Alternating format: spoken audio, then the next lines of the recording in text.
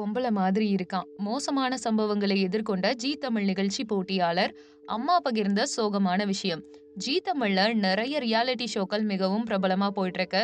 Sa Re Ga Ma Pa, dance ஜோடி dance அந்த மாதிரி நிகழ்ச்சிகள் ரசிகர்கள் மத்தியில பெரிய வரவேற்பு ஏற்படுத்தி இருக்கு. அப்படி கடந்த ஆகஸ்ட் 10ஆம் தேதி பாத்தீங்கன்னா ஜீ தமிழ் நிகழ்ச்சியில சிங்கிள் பசங்க அப்படின்ற நிகழ்ச்சி தொடங்கப்பட்டது. பல துறைகள்ல கலக்கிட்டு இருக்கக்கூடிய சிங்கிளா இருக்கக்கூடிய பசங்களை சரியான பார்ட்னர் பார்க்கக்கூடிய ஒரு கலகலப்பான நிகழ்ச்சியா தான் அதுல இருக்கு. இதுல பார்த்திபன், ஸ்ருதிகா, அது மட்டும் இல்லாம அர்ஜுன், ஆலியா, மனசா மாதிரி நிறைய நடுவர்கள் இருக்காங்க. இந்த நிகழ்ச்சியில யூடியூபரான பிளாக்கி ஸ்டார் சுரேஷ் கலந்துட்டு இருக்காரு. சமீபத்துல சுரேஷுடைய அம்மா இந்த நிகழ்ச்சியில கலந்துட்டு பேசியிருக்காங்க. அதுல அவங்க என்ன சொல்லியிருக்காங்கன்னா, நான் மேடையில நிக்கிறதுக்கு என்னோட பையன் தான் காரணம்.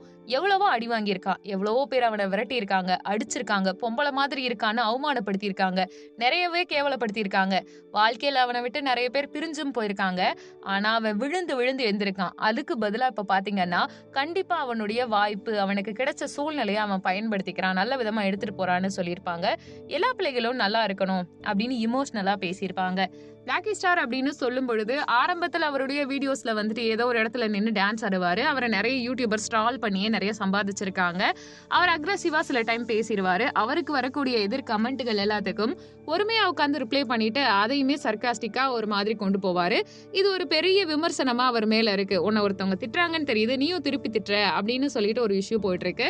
யூடியூபர்ஸுமே அவரை கூப்பிட்டு போய் இன்டர்வியூ எடுக்கும்போது அந்த பெண் தன்மையை பத்தி கேட்பாங்க. ஏன் டிவோர்ஸ் ஆச்சுன்னு கேட்பாங்க, ஏன் இன்னும் கல்யாணம் பண்ணிக்கலன்னு கேட்பாங்க, ஒரு பொண்ணுக்கு ஏன் உன்னை பிடிக்கல அப்படின்னு தேவையில்லாம பர்சனல் விஷயத்தை எல்லாத்தையுமே கேட்டுக்கிட்டு தான் இருப்பாங்க. அவரும் அதுக்கு கான்ட்ரவர்சியா ரிப்ளையும் பண்ணுவாரு.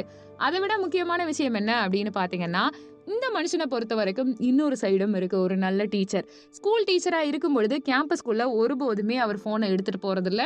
அதே மாதிரி மாணவர்கள் கிட்ட அதை பத்தி பேசுறதில்ல. அவர் கிளாஸ் எடுக்கிறது அவ்வளவு நேர்த்தியா இருக்கும்னு சொல்றாங்க. இவரு கவன ஈர்ப்புக்காக கையில 2 வாட்ச் கட்டுறது, பொண்ணு மாதிரி ஆடுறது, இளத்தில எல்லாம் கட்டிட்டு கிளாஸ் எடுக்கிறதுன்னு நிறைய விஷயம் பண்ணியிருக்காரு. ஒரு பக்கம் அது தவறா இருந்தாலும் இன்னொரு பக்கம் நல்லா யோசிச்சு பார்த்தா ரொம்பவுமே சென்சிட்டிவான நபராகவும் அவர் இருக்காரு. சில வழிகளை அவரால் தாங்கிக்க முடியல, சில இமோஷன்ஸ் அவரால் எக்ஸ்பிரஸ் பண்ண முடியல. நெகட்டிவா மட்டுமே அவரை கலாச்சு, அவர் உருவத்தை கலாச்சு நிறைய தவறான விஷயங்கள் பேசின நபர்கள் தாண்டி இப்ப அந்த மனுஷன் பாத்தீங்கன்னா விஜய் டிவில வந்ததுக்கு அப்புறமா, எப்பயுமே விஜய் டிவில நார்மலா இருக்கவங்களோட ஃபேமையே கீழே இழுத்து விட்டுருவாங்க. அதிசயமா இவருக்கு ஒரு நல்ல பெயர் கிடைச்சிருக்கு. அவருடைய மென்டாரான ஃபௌசி அவருடைய சைடு நான் புரிஞ்சுக்க ட்ரை பண்றேன்னு சொல்லியிருக்காங்க. சோ இந்த ஒரு விஷயம் இருக்கு இல்லையா, அதுதான் அவருடைய குட் சைட காட்டுறதுக்கு உதவியா இருந்திருக்கு. நாமளும் யாரோ ஒருத்தரை கண்டிப்பா தவறாவும் நினைச்சிருப்போம். அவங்களுடைய குட் சைட் தெரியும் போது இப்படிதானே ஃபீல் ஆகும். அந்த மாதிரி பாசிட்டிவா இவருக்கு நிறையவுமே பப்ளிசிட்டி கிடைக்குது. நீங்க இதை பத்தி என்ன நினைக்கிறீங்கன்றத கமெண்ட் பண்ணுங்க. நம்ம சேனலை லைக் பண்ணுங்க, ஷேர் பண்ணுங்க, சப்ஸ்கிரைப் பண்ணுங்க. மறக்காம பெல் ஐகானை கிளிக் பண்ணி வச்சுக்கோங்க.